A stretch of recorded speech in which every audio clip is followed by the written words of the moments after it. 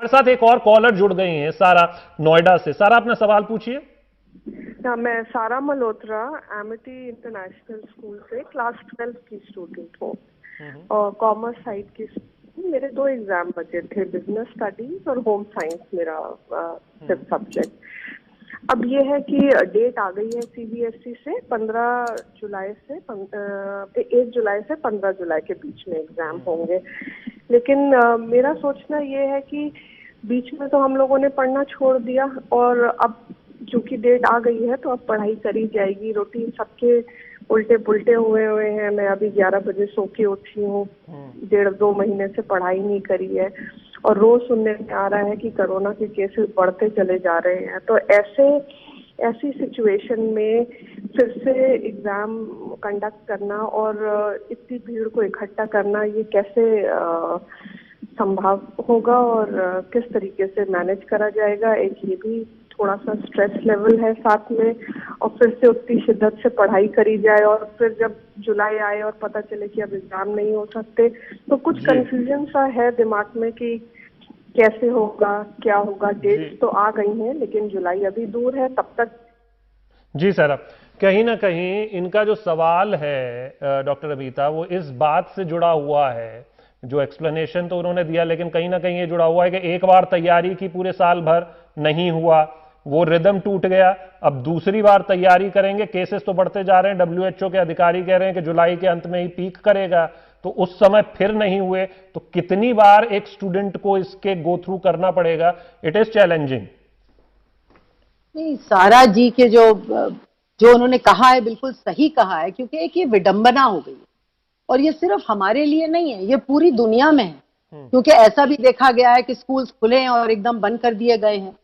तो मैं ये समझती हूं कि ये जो होप है उसी पे कायम है, और इसलिए मैंने शुरू में भी कहा था कि भाई कहीं ना कहीं तो अनसर्टेनिटी हमें मिटानी है।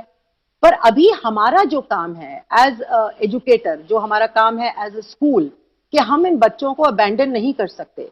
तो इनके साथ हमें कुछ इमोशनल स्किलिंग करनी बहुत जरूरी है, एक साइकोलॉजिकल कॉन्वर्सेशन उनके साथ बहुत जरूरी है, क्योंकि इस वक्त वो ना इधर के हैं ना उधर के हैं। और उन्होंने बिल्कुल ठीक कहा जो मैंने शुरुआत में कहा कि इवॉल्विंग प्रोसेस है, खुदा जाने के जुलाई में क्या होगा ना हुआ।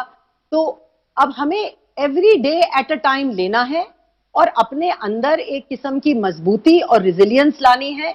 चाहे वो हम अपने आप को मोटिवेट करें, अपने पेरेंट्स के साथ बातें करें, अपने जो टीचर्स हैं उनसे बात करें, क्योंकि पढ़ना तो है ही अगर इम्तिहान आएंगे। तो मैं समझती हूँ कि बहुत सारे बच्चे पढ़ के मतलब तैयार थे, पर इनका एक बहुत जरूरी चीज थी जो मैंने खुद देखी अपने बच्चों में, कि इनका जो स्लीप साइकिल्स और इनके वेक साइकिल्स हैं ये बहुत बिगड़ गए हैं। तो अगर उनको ये पता है तो जरूरी है कि अगला एक पूरा महीना ये थोड़ा सा अपने अंदर एक रूटीन लाएं, एक स्ट्रक्चर लाएं। क्योंकि अगर वो समझते हैं कि उनको इम्तिहान देने हैं तो ये रूटीन बहुत जरूरी है। तो एक वक्त पे उठें उसी, और एक टाइम टेबल बनाएं कि भाई हमने इस सब्जेक्ट में हमें कम आता है तो उसको पढ़ें। तो ये टाइम टेबल और रूटीन में शुरू हो जाए, और उनको जब एक डेट दे दी है तो उस डेट के हिसाब से, जैसे कहते हैं ना उल्टी गिनती, तो डेट से लेके आज तक एक रूटीन बनाएं, एक स्ट्रक्चर बनाएं। नहीं तो उनको खुद परेशानी होगी, सुबह 9 बजे उठें, सेंटर भागे हुए जाएं करें। और जहां रही बात कि इतने सारे बच्चे एक साथ कैसे सेंटर्स में आएंगे, इसके लिए बहुत ज्यादा काम हुआ है कि देखिए एक सेंटर में कोशिश ये पूरी करेंगे कि जी जी, आप अपनी बात पूरी कीजिए मैडम।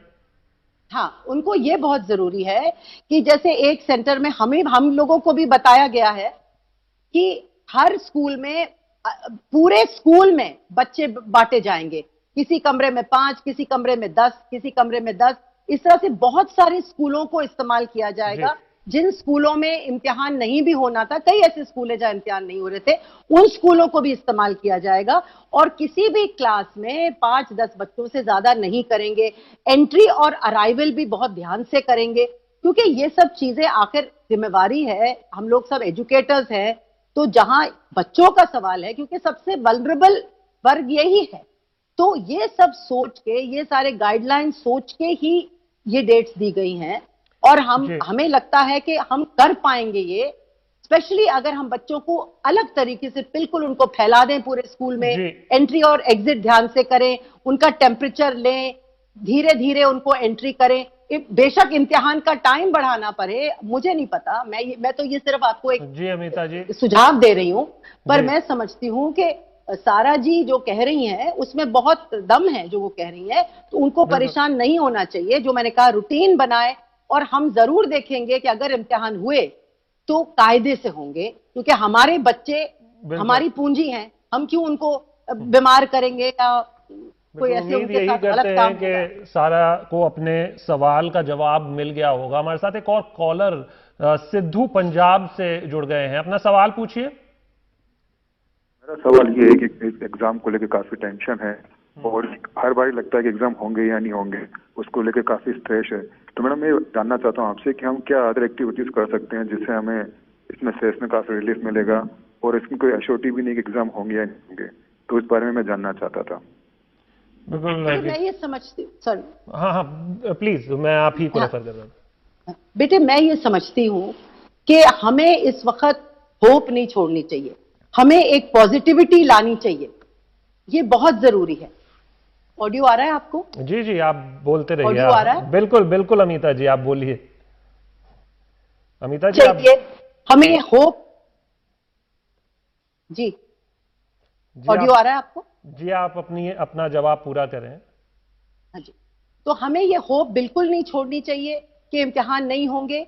और जो आपने कहा एक्टिविटी, मैं समझती हूँ थोड़ा बहुत कला, थोड़ी सी एक्सरसाइज घर के अंदर, थोड़ा सा मोटिवेशनल टॉक्स थोड़ा सा सुनिए।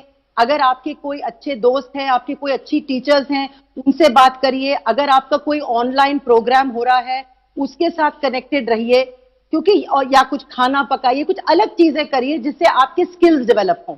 दुनिया भर की चीजें इस वक्त ऑनलाइन अवेलेबल है, तो उसके कोई नई जुबान सीखिए, कोई नई चीज करिए, ताकि जब आप इस महामारी से निकलें आप एक अलग इंसान बन के निकले, एक तगड़े इंसान बन के निकले जिसने ये पूरी महामारी को ओवरपावर किया है। और हमारे जो एडोलेसेंट है, जो आपकी उम्र है बेटे, आपकी बहुत इंपॉर्टेंट एज है, और इस एज में अगर आप इस चेंज को अडेप्ट कर लेंगे तो आपका पूरी जिंदगी बहुत ही बढ़िया बीतेगी, क्योंकि आपने एक महामारी के ऊपर काबू किया अपने माइंड से। तो अपने दिमाग को थोड़ा सा स्थिर रखिए, थोड़ा सा ब्रीदिंग करिए, थोड़ा एक किस्म का, जैसे मैंने आपसे कहा कि कोई अच्छी सी एक्सरसाइज करिए, घर के अंदर स्किपिंग करिए, एक रूटीन बनाइए बेटे। रूटीन जो होती है वो हमें एक तरह से जिंदा रखती है, एक तरह से सेन रखती है।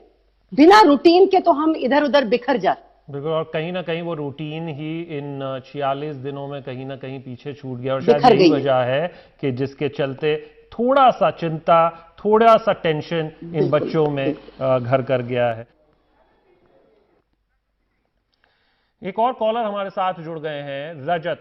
रजत आप अपना सवाल पूछिए, भिवाड़ी से रजत है हमारे साथ। जी हाँ मैं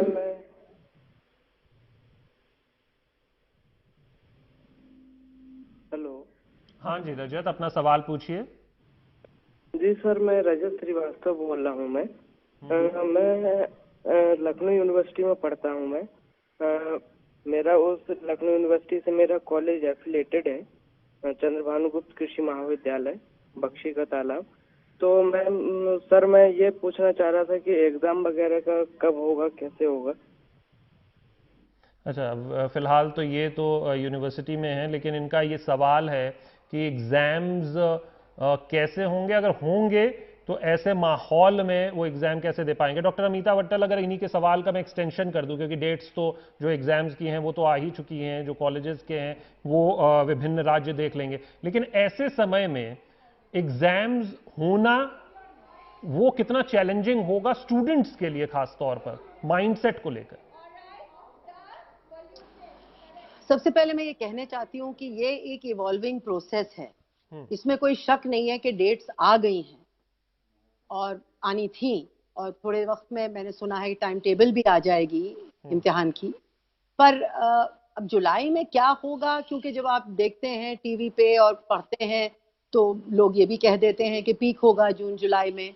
तो मैं समझती हूँ कि ये चीज जो है ये तभी पता लगेगी जब चीज होगी।